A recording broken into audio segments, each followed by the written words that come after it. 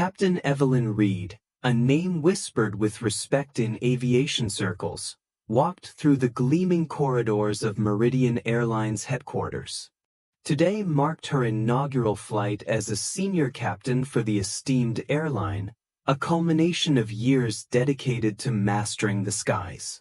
15,000 hours of flight time etched into her logbook were a testament to her skill, each hour a story of navigating turbulent weather, executing flawless landings, and ensuring the safety of countless passengers. Her background was not just extensive, it was decorated. A distinguished military career lay behind her, filled with commendations for bravery and precision in demanding situations. Transitioning to civilian aviation had been a conscious choice, a desire to apply her honed expertise in a new arena, and Meridian Airlines, with its reputation for excellence, seemed the perfect fit. Evelyn carried herself with an air of quiet confidence, her tailored uniform crisp and impeccable. Her eyes, the color of a clear morning sky, held a spark of anticipation, a genuine eagerness to embark on this new chapter. She had navigated complex military operations, but the world of commercial aviation presented its own unique challenges, and she was ready to meet them head-on. As she approached the crew briefing room, a polite smile played on her lips. She anticipated a warm welcome, the camaraderie of fellow aviators, the shared passion for flight that transcended ranks and backgrounds. However, the atmosphere within the briefing room was subtly off-key. As Evelyn entered, the low hum of conversation seemed to falter, replaced by an almost imperceptible shift in energy. Heads turned, not in welcoming acknowledgement, but with a fleeting, almost dismissive glance. The smiles she offered felt unanswered, the air thick with attention she couldn't immediately place. She told herself it was just first-day jitters, the natural awkwardness of joining a new team. Yet, a prickle of unease began to surface, a sense that something was not quite right. The pre-flight briefing commenced, led by a brisk, efficient dispatcher. Evelyn listened attentively as the details of Flight 327 to Denver were outlined: passenger manifest, weather conditions, route specifics. It was her flight, the one she had been scheduled for, and a sense of professional pride swelled within her.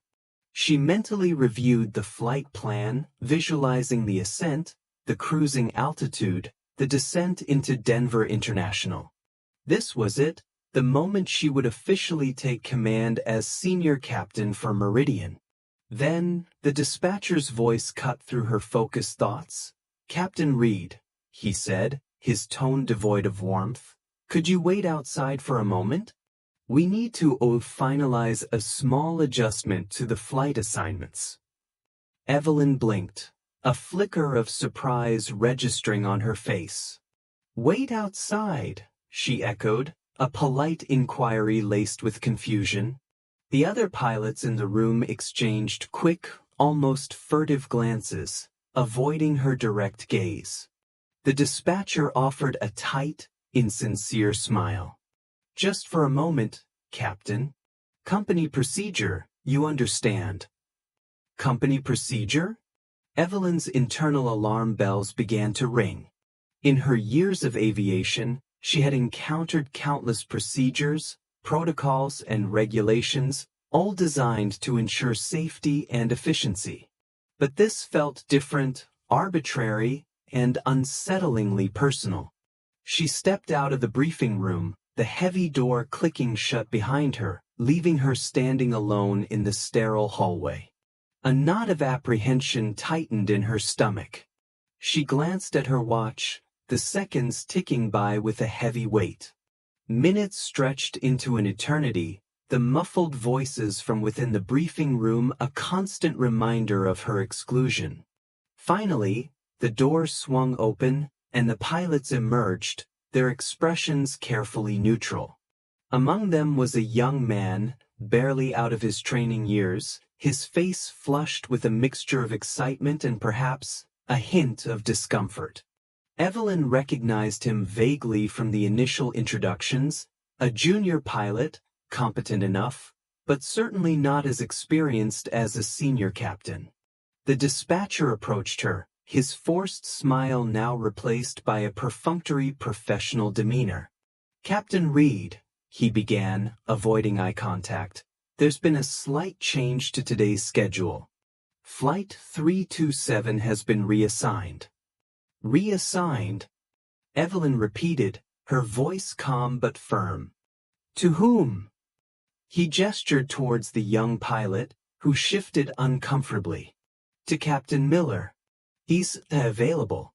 And you'll be assisting Captain Harrison on Flight 412 to Chicago." Captain Miller. Of course. A less experienced pilot, and notably a white male pilot. The pieces clicked into place with a chilling clarity. This wasn't about availability or scheduling logistics. This was about something far more insidious. Evelyn's military training kicked in. Confrontation, while tempting, was rarely the most effective first step. "May I ask why my scheduled flight was reassigned?" she inquired, maintaining a professional tone, masking the growing anger simmering beneath the surface. The dispatcher stammered, "It's company procedures, Captain. Just standard protocol. Sometimes these things happen." His explanation was flimsy, riddled with vague terms and noncommittal phrases. He offered no concrete reason, no logistical justification, only the hollow shield of company procedures. Evelyn pressed further. "Could you be more specific? Which procedure dictates reassigning a scheduled flight from a senior captain to a less experienced pilot?" The dispatcher's forced composure began to crack. He shuffled his feet, his gaze darting around the hallway as if searching for an escape route. "Look, Captain Reed," he said, his voice dropping to a near whisper, "it's just how things are done here sometimes. Don't take it personally." Don't take it personally? But it was personal. It was a blatant dismissal of her qualifications, her experience, her very presence. In that moment, Evelyn understood. This wasn't about protocols. It was about prejudice. It was about exclusion, pure and simple. The subtle hostility she had sensed upon entering the briefing room now made sickening sense. Meridian Airlines, beneath its polished veneer of professionalism, harbored a deep-seated bias, a resistance to change that ran counter to everything she believed in. A surge of righteous anger coursed through her veins, the instinct to challenge this injustice head-on, to demand an explanation, to expose this blatant discrimination. But years of strategic thinking, honed in the crucible of military operations, cautioned against impulsive action. Direct confrontation at this stage would be premature, potentially isolating, and ultimately less effective. She needed information, she needed allies, she needed a plan. Evelyn took a deep breath, consciously calming the tempest within. "I understand," she said, her voice even and controlled, betraying none of the turmoil she felt. "If that's company procedure, then I'll abide by it." The dispatcher visibly relaxed, relieved to have avoided a direct challenge. Turning away from the dispatcher, Evelyn walked towards the designated gate for Flight 412 to Chicago, her mind already racing, strategizing. Direct confrontation would come, but not yet. First, she would observe. She would document every instance of bias, every inconsistency, every red flag. She would gather evidence, build a case, and when the time was right, she would act. She was not one to be easily deterred, and injustice, especially when it compromised safety, was a line she would not allow to be crossed. Her reassignment to Flight 412 meant shadowing Captain Rex Harrison, a name that had preceded him in hushed, disapproving whispers within the pilot community. Harrison was notorious, a vocal and unapologetic opponent of diversity initiatives in the aviation industry. His views were well known, his resistance to female pilots particularly pronounced. Evelyn had been aware of his reputation, but she had hoped it was mere industry gossip, exaggerated rumors. Now, facing the reality of being assigned to shadow him, she realized the rumors were likely understatements. As she approached the cockpit of Flight 412, Captain Harrison was already there, meticulously reviewing pre-flight checklists. He was a man of imposing stature, his uniform impeccably pressed, his silver hair neatly combed. He exuded an air of authority, a sense of old-school aviation professionalism. But as Evelyn entered the cockpit, his gaze, initially focused on the checklist, flickered towards her, and a subtle shift occurred in his demeanor. His lips tightened, the lines around his eyes deepened, and the air in the cockpit seemed to cool perceptibly. "Read," he acknowledged curtly, his tone clipped and devoid of any welcoming warmth. It was not a greeting, but a mere acknowledgement of her presence, delivered with the same enthusiasm one might reserve for a malfunctioning instrument panel. "Captain Harrison," Evelyn replied, extending her hand in a gesture of professional courtesy. Harrison hesitated for a fraction of a second, then offered a perfunctory handshake, his grip brief and lacking warmth. "Dispatcher tells me you're shadowing today," Harrison said, his voice laced with thinly veiled disdain. "Company's new initiative, I presume."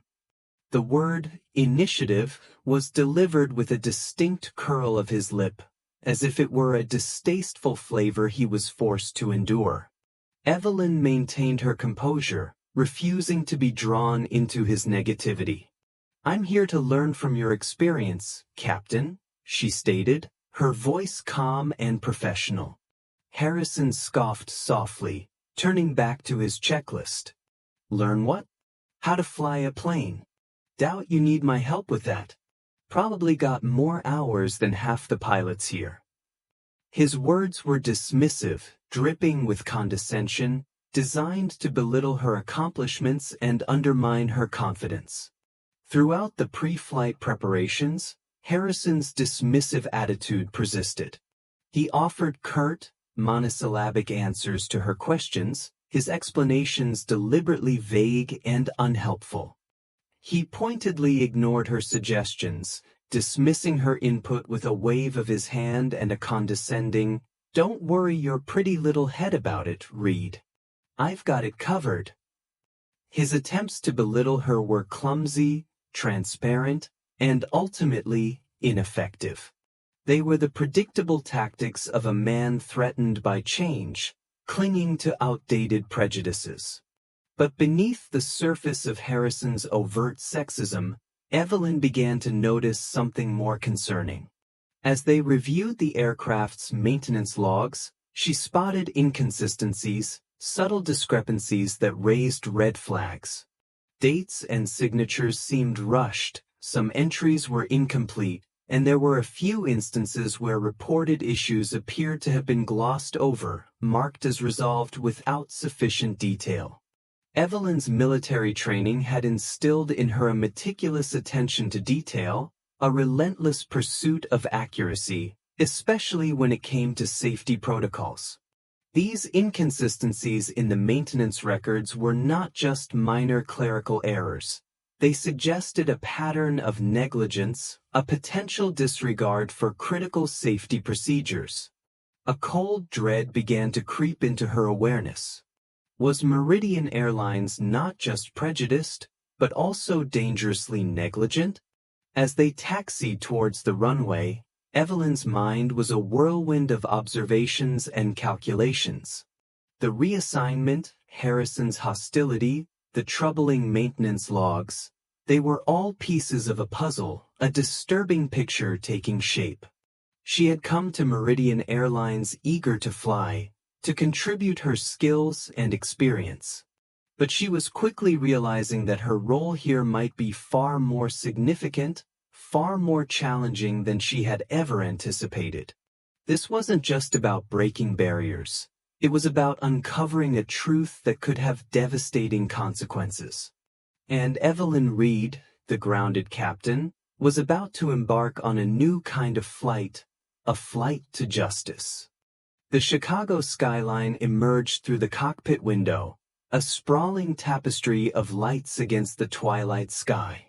Flight 412 touched down smoothly at O'Hare, Captain Harrison executing a flawless landing despite his earlier dismissive demeanor. Throughout the flight, Evelyn had remained observant, absorbing every detail of Harrison's operational style, while simultaneously processing the unsettling discoveries from the maintenance logs. The inconsistencies gnawed at her, a persistent unease that overshadowed the satisfaction of another successful flight. As passengers disembarked and the cabin crew prepared for the turnaround, Evelyn knew she couldn't ignore the red flags any longer. The safety of countless individuals was potentially at stake, and her conscience wouldn't allow her to remain passive. Her initial plan to observe and document now shifted to active investigation. She needed to understand the depth and breadth of the airline's misconduct, and that meant venturing beyond the sterile environment of the cockpit and engaging with the people who kept Meridian Airlines running, the mechanics, the flight attendants, the ground crew, the unsung heroes behind the scenes. Her opportunity came during the layover in Chicago. While Captain Harrison retreated to the pilot's lounge, presumably to enjoy a well-deserved break and perhaps further lament the changing face of aviation, Evelyn made her way to the maintenance hangar. She knew approaching the mechanics directly, especially as a newly arrived senior captain, could be perceived as intrusive or even threatening. She needed to be discreet, to build trust, to listen more than she spoke. She started with casual conversations, lingering near the maintenance bays, observing the ongoing work, and striking up polite exchanges with mechanics as they took breaks. She asked general questions about aircraft maintenance procedures, expressing a keen interest in the intricacies of keeping these complex machines airworthy. Initially, she was met with polite but guarded responses. Mechanics were a close-knit group, protective of their own, and wary of outsiders, especially management figures, even one disguised as a fellow pilot. Days turned into weeks, and Evelyn continued her quiet investigation during layovers and pre-flight periods. She learned to recognize faces, to remember names, to engage in genuine, unthreatening conversation. She spoke about her own background in military aviation, sharing anecdotes of rigorous maintenance protocols and unwavering safety standards. Slowly, subtly, the initial guardedness began to dissipate, replaced by a cautious curiosity. It was in the cavernous Chicago hangar that she finally found a crack in the wall of silence. She noticed a mechanic working late, long after most of the crew had departed for the day. He was hunched over an engine component, his brow furrowed in concentration, the dim hangar lights casting long shadows around him. Evelyn approached him hesitantly, offering a friendly, "Long day." The mechanic looked up, startled, then recognized her. "Captain Reed, isn't it?" he said, wiping grease from his hands with a rag. He was a man of medium build, with tired eyes and a weary but honest face. "Yeah, just trying to get this bird ready for the morning flight." "Anything serious?" Evelyn asked casually, leaning against a nearby workbench, careful to maintain a non-judgmental, approachable demeanor. The mechanic hesitated, glancing around the empty hangar before lowering his voice. "Serious enough," he muttered, shaking his head. "Been flagging this issue for weeks. Turbine blade erosion. Should have been replaced cycles ago." Evelyn's heart skipped a beat.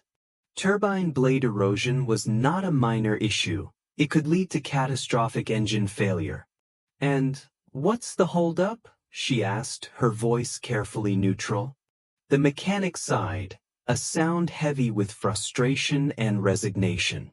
"Parts delays, they say. Supply chain issues. Management's pushing to keep the planes flying, minimize downtime. You know how it is."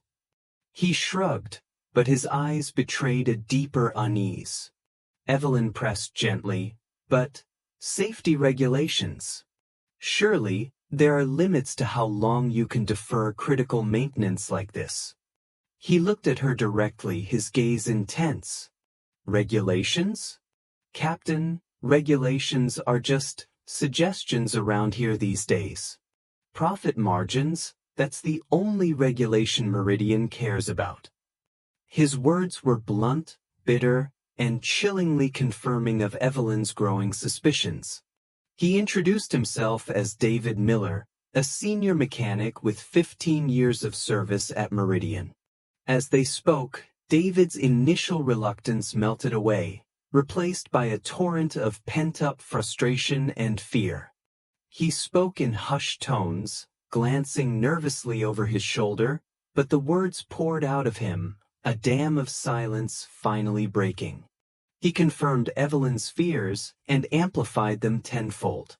Meridian Airlines, driven by relentless pressure to maximize profits, was systematically cutting corners on maintenance, ignoring safety regulations, and intimidating anyone who dared to speak out. Faulty aircraft were routinely cleared for flight, critical repairs were deferred indefinitely, and maintenance logs were being falsified to mask the extent of the negligence. "It's not just turbine blades, Captain," David revealed, his voice trembling with a mixture of anger and fear. "It's everything. Landing gear inspections skipped, hydraulic fluid leaks ignored, even cracks in the fuselage being patched up with temporary fixes and signed off as permanent repairs. It's a disaster waiting to happen."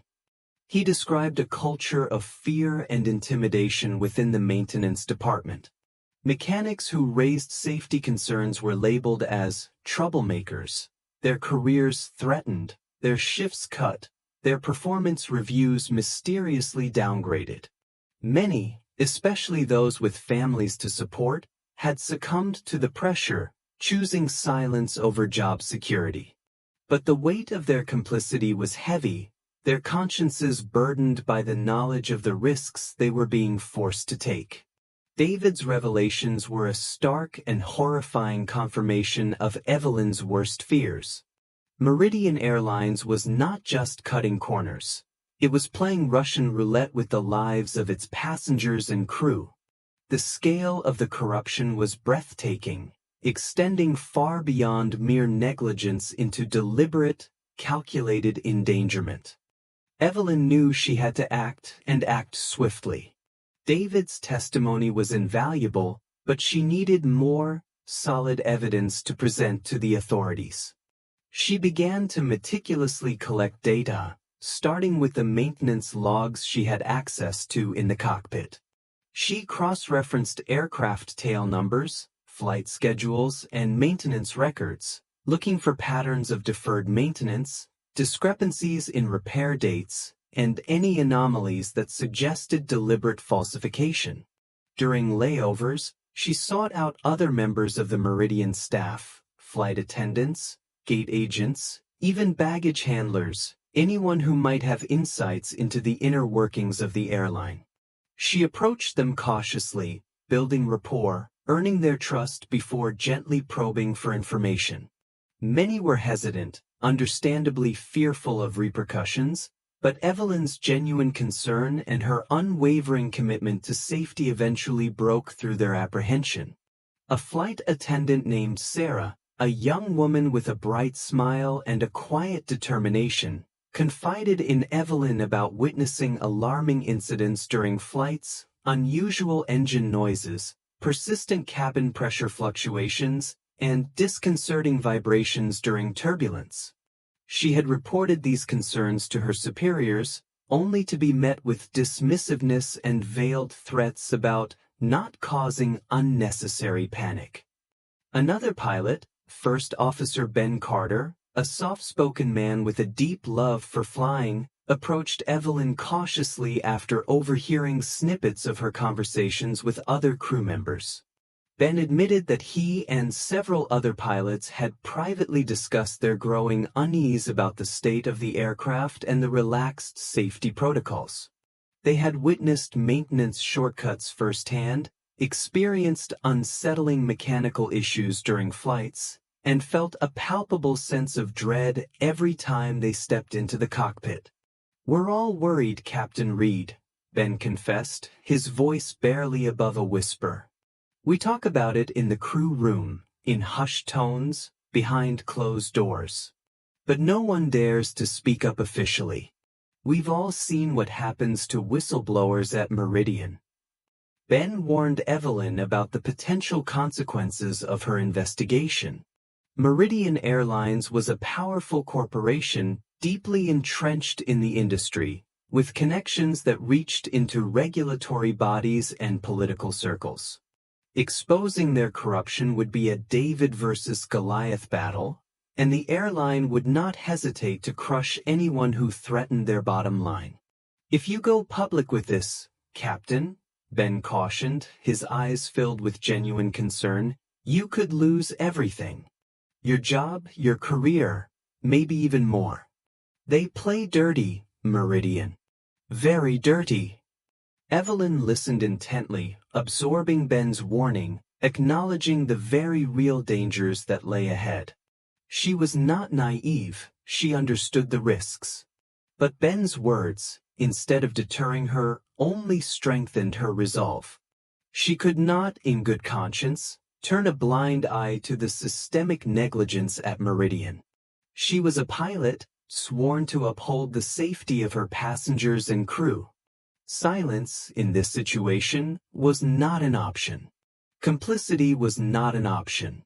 As she pieced together the fragments of information, cross-referencing testimonies, maintenance logs, and whispered confessions, Evelyn began to see the full, terrifying scope of the corruption. It wasn't just a few isolated incidents of negligence. It was a deeply ingrained, systemic rot that permeated the entire airline, reaching all the way to the executive level. The company executives, driven by insatiable greed, had created a culture of recklessness, where profit trumped safety, and silence was enforced through intimidation and fear. They had falsified reports, manipulated data, silenced whistleblowers, and actively concealed the truth from regulatory bodies and the public. Meridian Airlines, once a symbol of aviation excellence, had become a dangerous facade, a ticking time bomb in the sky. Evelyn realized that if she went public with her findings, the fallout would be catastrophic. It wouldn't just be a scandal, it could trigger a chain reaction that would shut down the entire airline, jeopardizing thousands of jobs, disrupting travel schedules, and sending shockwaves through the industry. But the alternative, to remain silent and allow Meridian to continue operating with its dangerously compromised safety standards, was unthinkable. Lives were at stake, countless lives, and Evelyn knew she had to act, no matter the personal cost. The truth, however dangerous, had to be brought to light. The weight of responsibility settled heavily on Evelyn's shoulders. She possessed the truth, a damning indictment of Meridian Airlines' reckless disregard for safety, but the truth alone was not enough. It needed to be exposed, amplified, and acted upon to prevent a potential catastrophe and to hold those responsible accountable. Evelyn knew that simply presenting her evidence to Meridian's executives would be futile. They were the architects of this corruption, and self-preservation would be their only priority. She needed to bypass the internal system, to reach external forces capable of enacting real change. Her first calculated move was to compile all the evidence she had meticulously gathered, the maintenance logs with their glaring inconsistencies, the whispered testimonies from David, Sarah, Ben, and others, the documented instances of deferred repairs and falsified reports. She organized it into a comprehensive digital dossier, a damning chronicle of Meridian's descent into negligence.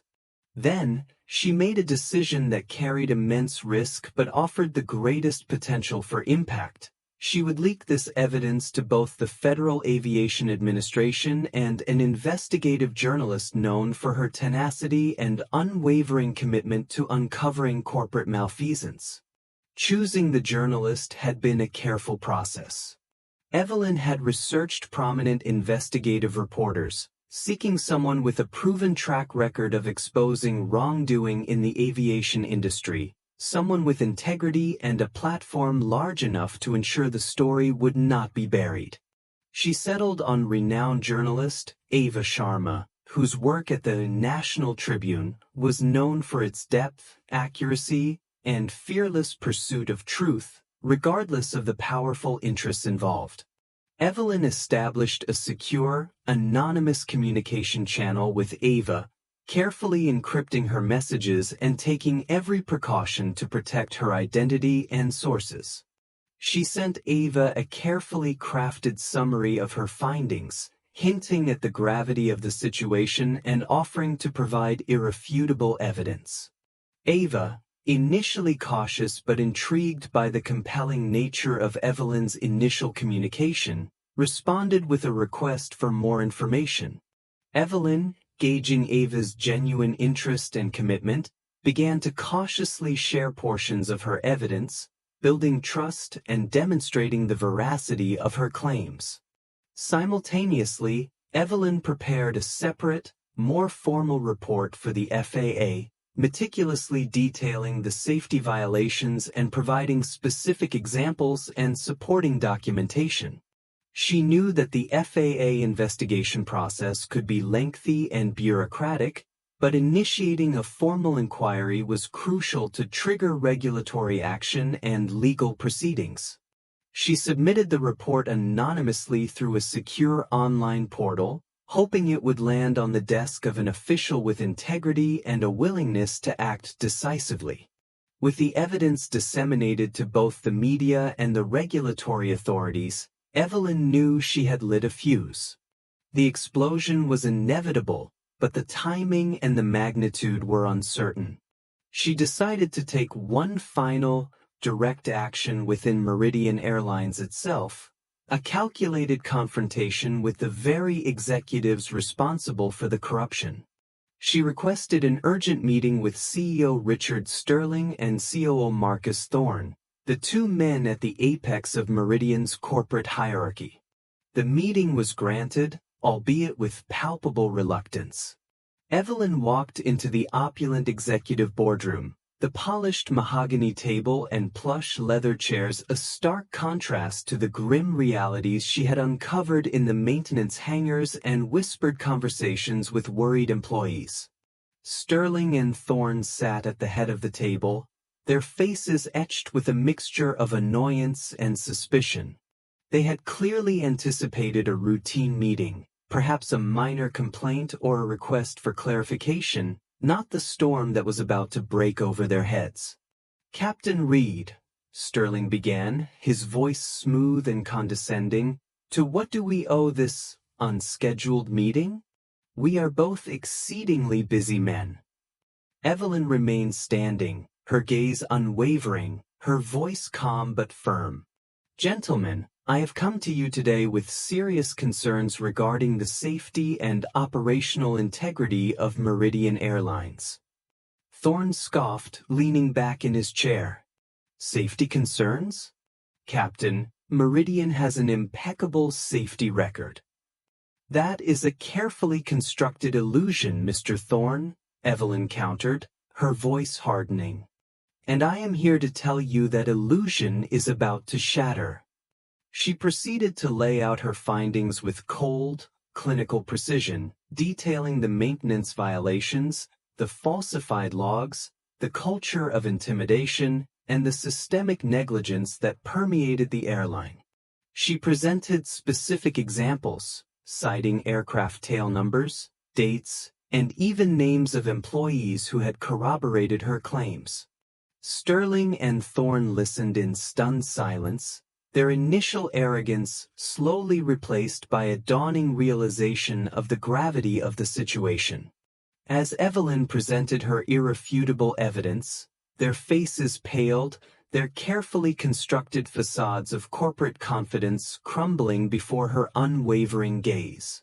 When she concluded her presentation, the silence in the boardroom was thick and heavy, broken only by the faint hum of the air conditioning. Sterling finally spoke, his voice strained, a tremor of panic underlying his forced composure. "Captain Reed," he said, "these are serious allegations. Unsubstantiated, of course, and frankly quite defamatory." "Unsubstantiated?" Evelyn retorted, her voice laced with steel. "Mr. Sterling, I have provided you with meticulously documented evidence, cross-referenced and corroborated by multiple sources. This is not defamation. This is the truth. And the truth is, Meridian Airlines is endangering the lives of its passengers and employees in the pursuit of profit." Thorne, regaining some of his composure, attempted a different tactic. "Captain Reed, I understand you are new to Meridian. Perhaps you are misunderstanding standard operational procedures. Maintenance protocols can be complex and—" "I understand perfectly well, Mr. Thorne," Evelyn interrupted, her voice cutting through his dismissive platitudes. "I understand the difference between standard procedure and criminal negligence. And what is happening at Meridian is not just negligence, it is a deliberate, calculated violation of every safety regulation in the book." Sterling, his face now flushed with anger, slammed his fist on the table. "Enough," he roared. "Captain Reed, you are out of line. Your behavior is insubordinate, unprofessional, and frankly, bordering on sabotage. I am giving you a direct order to cease this investigation immediately. Consider this matter closed." "With all due respect, Mr. Sterling," Evelyn replied, her voice unwavering, "this matter is far from closed. In fact, it is only just beginning. I have already submitted my findings to the FAA and to the press. The truth will come out whether you like it or not." Sterling and Thorne exchanged panicked glances. The realization that Evelyn had already gone outside the company, that the situation was spiraling out of their control, hit them with full force. Sterling, his face contorted with rage, pointed a trembling finger at Evelyn. "You have breached confidentiality agreements. You have undermined the integrity of this company. You are fired. Effective immediately." "You cannot fire me for telling the truth, Mr. Sterling," Evelyn stated calmly, her voice resonating with unwavering conviction. "And firing me will not make the truth disappear. In fact, it will only further confirm the culture of intimidation and retaliation that permeates Meridian Airlines." As Sterling and Thorne sputtered in impotent rage, Evelyn turned and walked out of the boardroom, leaving them to grapple with the consequences of their own greed and corruption. She knew her career at Meridian was over, but she also knew she had done the right thing. She had set the wheels of justice in motion, and nothing could stop them now. Within hours of Evelyn's confrontation, the first tremors began to shake Meridian Airlines. Ava Sharma's investigative report, meticulously researched and powerfully written, hit the front page of the National Tribune website, sending shockwaves across the aviation industry and beyond. The report detailed the systemic safety violations at Meridian, citing anonymous sources, leaked documents, and expert analysis, painting a damning picture of corporate negligence and greed. Simultaneously, the FAA, spurred by Evelyn's anonymous report and now amplified by the public outcry generated by Ava Sharma's exposé, launched a full-scale investigation into Meridian Airlines. Federal investigators descended upon Meridian's headquarters and maintenance facilities, seizing records, interviewing employees, and grounding a significant portion of the airline's fleet for immediate safety inspections. The public reaction was swift and ferocious. Passengers, horrified by the revelations of widespread safety violations, began canceling flights en masse. Social media erupted with outrage, demanding accountability and justice. Meridian Airlines stock prices plummeted, erasing billions of dollars in market value in a matter of days. The airline, once a symbol of reliability and prestige, became a pariah, shunned by travelers and investors alike. Within a week, the FAA issued a preliminary report confirming the core allegations of systemic safety violations at Meridian Airlines. The report cited numerous instances of deferred maintenance, falsified records, and a dangerous disregard for safety regulations. The FAA ordered Meridian to immediately suspend all operations, grounding the entire airline until it could demonstrate a complete overhaul of its safety protocols and a commitment to regulatory compliance. Criminal charges were filed against CEO Richard Sterling, COO Marcus Thorne, and several other key executives, alleging conspiracy to endanger passenger safety, fraud, and obstruction of justice. The once untouchable corporate titans of Meridian Airlines found themselves facing the full force of the law, their careers and reputations in ruins. Evelyn watched the unfolding events with a mixture of grim satisfaction and profound relief. Justice was being served, albeit at a significant cost. Meridian Airlines, as she knew it, was effectively dismantled, its reputation irrevocably tarnished. Thousands of employees faced job uncertainty, and the aviation industry as a whole was grappling with the fallout of the scandal. For Evelyn personally, her immediate future was uncertain. She had burned bridges at Meridian, and her role in bringing down a major airline had made her a controversial figure in the industry. Her career was momentarily in limbo, her phone strangely silent, the usual offers and inquiries from other airlines conspicuously absent. But then a call came, unexpected and deeply gratifying. It was from Atlantic Airways, a rival airline known for its progressive values and commitment to safety. They offered Evelyn not just a senior captain position, but a leadership role in their newly created safety reform division. Atlantic Airways recognized Evelyn's courage, her integrity, and her unwavering dedication to safety. They saw her not as a troublemaker, but as a visionary, a catalyst for change, precisely the kind of leader they needed to champion a new era of safety and accountability in the industry. Evelyn accepted the offer without hesitation. At Atlantic Airways, she found a welcoming environment, a company that valued her expertise and shared her commitment to ethical aviation practices. She thrived in her new role, leading safety audits, implementing enhanced training programs, and advocating for industry-wide reforms to prevent similar incidents from happening again. Months later, Evelyn found herself back in the cockpit, preparing for takeoff on an Atlantic Airways flight.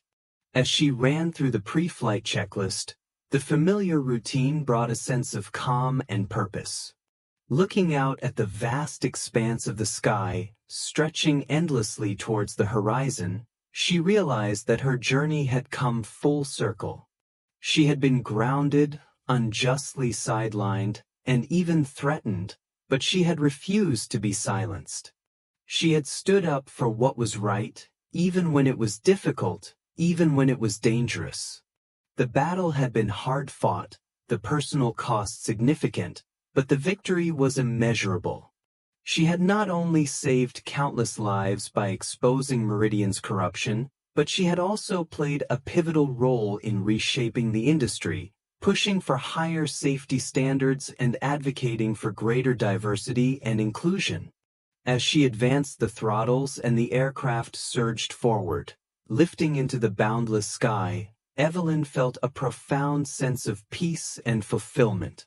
She knew that standing up for justice, for truth, for what was right, was always worth every battle fought. The sky, she thought, belonged to everyone, and it was her duty, and the duty of every aviator, to ensure it remained safe for all to share. Her journey served as a powerful reminder: never stay silent in the face of injustice, for even in the darkest of skies, the flight to justice is always possible.